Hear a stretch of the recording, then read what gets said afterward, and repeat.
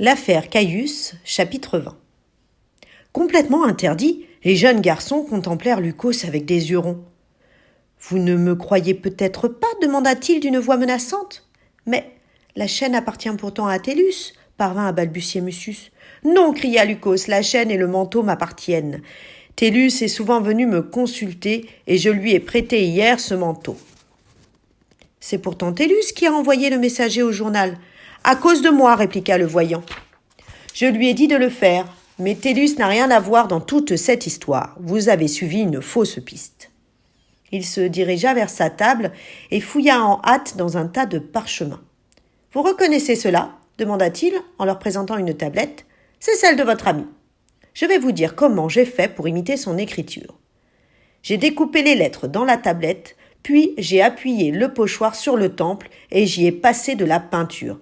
Là, regardez. » Il plaça la tablette de cire devant la lanterne et l'on vit apparaître en lettres lumineuses les mots bien connus « Caius est un âne ». « C'est également moi qui ai attaqué votre maître. Je lui ai volé cette tablette, poursuivit Lucos. Tenez, voilà ces sales livres et ces images. » Et il lança à leurs pieds plusieurs rouleaux de parchemin. « Vous me croyez maintenant ?» Les jeunes garçons comprirent qu'il disait la vérité. Lucos avait d'ailleurs une tête de plus que Xanthippe. Son signalement concordait donc avec celui de l'agresseur. Mucius se souvint alors que Rufus était venu chez le divin. « Mais que t'avais donc fait, Rufus » s'écria-t-il. « Pourquoi l'as-tu compromis ?»« Il avait découvert mon secret, » répondit sombrement Lucos. « Voilà pourquoi il doit mourir. » Les gamins furent épouvantés par ces dernières paroles. Une nouvelle fois, ils regardèrent autour d'eux, cherchant une possibilité de fuite. Mais Lucos parut deviner leurs pensées. « Et ne croyez pas que vous allez pouvoir courir chez le préfet de la ville pour me dénoncer, dit-il. Vous allez rester bien sagement ici jusqu'à ce que je sois en sûreté. Demain à l'aube, mon bateau quitte Ostie. Je retourne dans mon pays et vous ne me retrouverez jamais là-bas. Et vous resterez ici, dans cette salle. Vous ne parviendrez pas à ouvrir les portes car elles sont munies d'un mécanisme secret que je suis le seul à connaître. » Là-dessus, il saisit son glaive et, en quelques coups rapides, il trancha les cordelettes qui couraient au ras du sol. « Voilà » cria-t-il, « les portes sont maintenant bloquées. Vous pouvez faire tout le bruit que vous voudrez. Les murs sont épais et personne n'habite à côté. Si vous avez de la chance, on finira par vous découvrir. Dans le cas contraire, tant pis pour vous, vous l'aurez bien cherché. » Mucius exultait en lui-même, car Lucos semblait avoir oublié l'échelle qui permettait de gagner le toit. De là-haut, il pourrait appeler à l'aide, mais il s'était réjoui trop tôt. En effet, Lucos se ravisa et dit « Non, il vaut mieux que je vous enferme dans la cave pour que vous ne puissiez pas voir comment j'ouvre la porte. » Il se baissa et souleva une large trappe encastrée dans le dallage, découvrant ainsi un trou sombre et les premières marches d'un escalier qui menait dans les profondeurs de la terre. « Descendez là-dedans » ordonna-t-il. Chose curieuse, Mucius fut le premier à obéir. Il s'avança lentement vers l'ouverture de la cave, ce qui l'obligea à passer tout près de Lucos. Soudain, il se retourna d'un bond, empoigna d'une main le bras de Lucos, tandis que de l'autre, il tentait de lui arracher son glaive. Un instant surpris, Lucos se ressaisit et se défendit de toutes ses forces. « Au secours » hurla Mucius, qui commençait à faiblir. Les autres sortirent enfin de leur effarement, se ruèrent sur Lucos, s'agrippèrent à ses bras et à ses jambes comme des jeunes chiens, et cherchèrent à le renverser sur le sol. Le voyant vacilla. Soudain, il parvint à dégager son bras droit et envoya son poing à toute volée dans le visage de Caius. Celui-ci tomba à la renverse, mais il se releva aussitôt et, fou de rage, il empoigna l'escabeau, le souleva et le laissa retomber sur la tête de leur ennemi. Lucos s'écroula, le visage en avant, et ne bougea plus. « Bravo, Caius » dit Mucius, qui reprenait péniblement son souffle. Caius n'avait pas lâché l'escabeau. Son nez saignait, ses yeux lançaient des éclairs de colère. « Je lui en donne encore un » gronda-t-il en relevant son arme. « Inutile » dit Mucius. « Je crois qu'il est mort. » Caius sursauta. « Quoi ? Il est mort » balbutia-t-il. Les autres gamins s'approchaient du corps de Lucos. Mais Mucius les repoussa. « Allons vite, cria-t-il, il nous faut fuir. »« Mais par où ?» demanda Antoine. « Par l'échelle. Nous monterons sur le toit et nous appellerons au secours. » Il saisit la lanterne et courut jusqu'au fond du couloir. L'échelle était toujours là, dans un renfoncement, près de la porte. Mucius empoigna les premiers échelons et commença à grimper. Ses camarades se pressèrent derrière lui. Mais lorsqu'ils furent arrivés environ à mi-hauteur, l'échelle vacilla, glissa sur le dallage et s'abattit. Par chance, son pied heurta le mur opposé, ce qui la coinça en position oblique. Les gamins redescendirent en hâte et sautèrent sur le sol.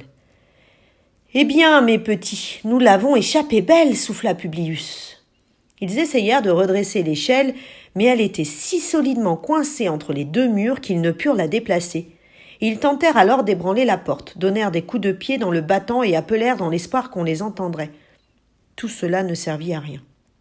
Ils revinrent ensuite dans la grande salle voûtée et, à l'aide des objets les plus divers, frappèrent à la porte de derrière. Mais celle-ci était également d'une solidité à toute épreuve, et les efforts des captifs furent vains. « Arrêtez !» cria soudain Antoine. « Lucos nous a-t-il pas dit qu'il y avait une porte par laquelle Tellus était sorti ?» Et il montrait le rideau qui cachait l'entrée du caveau. Ils s'y précipitèrent tous, mais, à leur grande surprise, ils aperçurent que les murs du caveau étaient nus. « Comment Tellus a-t-il pu sortir » demanda Mucius. « Il doit y avoir une porte secrète » répondit Jules, qui se mit à sonder les murs. Lorsqu'ils eurent constaté qu'il n'y avait malheureusement aucune autre issue, ils revinrent dans la grande salle et, en proie au plus profond découragement, s'assirent sur le sol, le long du mur. Ils étaient fatigués, ils avaient faim et leurs pieds nus étaient glacés. La mystérieuse disparition de Tellus les troublait au plus haut point. Mais leur propre situation les inquiétait encore davantage. La lueur de la lanterne faiblissait. Bientôt, ils seraient dans les ténèbres, et combien de temps devrait-il rester avant qu'on ne vînt les délivrer ? Jules regardait pensivement le corps immobile de Lucos. « Je voudrais bien savoir, dit-il, quel est ce terrible secret que Rufus avait découvert. Cela n'aurait-il pas un rapport avec le loup rouge et sa peau de mouton ? » « Il n'y a pas de loup rouge, grommela Publius. Rufus devait délirer. » Mais Jules ne l'écoutait pas. Il s'était brusquement penché sur Lucos. « Regardez donc la curieuse bague qu'il porte au doigt, dit-il. » Antoine s'approcha de lui. « Mais c'est le sceau de Tellus, s'écria-t-il avec étonnement. « Je l'ai vu cet après-midi même à son doigt. »« Bizarre, murmura Jules. Lucos lui aurait donc volé sa bague avant de le faire disparaître. « Et regardez donc ce qu'il porte aux pieds, reprit Antoine. » Les jeunes garçons se penchèrent en avant, le manteau noir s'était retroussé, et l'on apercevait aux pieds de Lucos de curieuses chaussures avec de très hautes semelles de bois. « Ce sont des costumes, dit Jules stupéfait, comme ceux que portent les acteurs. »« Voilà pourquoi il marche avec difficulté, » murmura Mucius, comme s'il pensait à voix haute. « À quoi cela lui sert-il » demanda Flavien. Soudain Mucius se redressa d'un bond en poussant un hurlement. Puis il se frappa le front du plat de la main. « Mais qu'est-ce qui t'arrive » demanda Jules. « Imbécile que nous sommes » gémit Mucius. « Maintenant je sais qui est le loup rouge. »« Qui est-ce » ?« C'est Lucos. Lucos veut dire loup en grec. Ô Lucos, le loup. Avez-vous donc déjà oublié la dernière liste de mots grecs ? Ô Lucos, le loup, répétèrent les autres. Mais c'est vrai. Pourtant Lucos n'était pas rouge, objecta Caius, qui n'avait pas encore compris. Non, Lucos n'était pas rouge, cria Mucius, mais dehors, sur le panneau placé à côté de la porte, le mot Lucos est écrit en lettres rouges sang. Il nous aurait suffi de regarder ce panneau pour comprendre ce que Rufus voulait dire. Naturellement, il ne pouvait pas se douter que nous étions si bêtes. Xanthippe lui-même n'a pas été plus malin que nous. « Et la peau de mouton, où est-elle » demanda Publius, toujours sceptique. « Là » répondit Mucius, en montrant l'épaisse chevelure jaunâtre de Lucos. « Ne dirait-on pas de la laine ?» Et il se baissa pour saisir Lucos par les cheveux. « Je vais lui arracher sa peau de mouton, reprit-il. Vous allez voir ça !» Tu ne vas tout de même pas arracher les cheveux d'un mort, protesta Flavien épouvanté. Ça m'est bien égal, gronda Mucius, qui tira de toutes ses forces. Brusquement, quelque chose céda, et Mucius se retrouva avec une perruque à la main. Au-dessous, on vit un crâne chauve marqué d'une longue cicatrice. « Tellus !» s'exclamèrent les gamins, qui n'en croyaient pas leurs yeux. « Ah ! Je m'en doutais depuis un bon moment !» murmura Mucius. Mais en vérité, il était presque aussi surpris que ses camarades.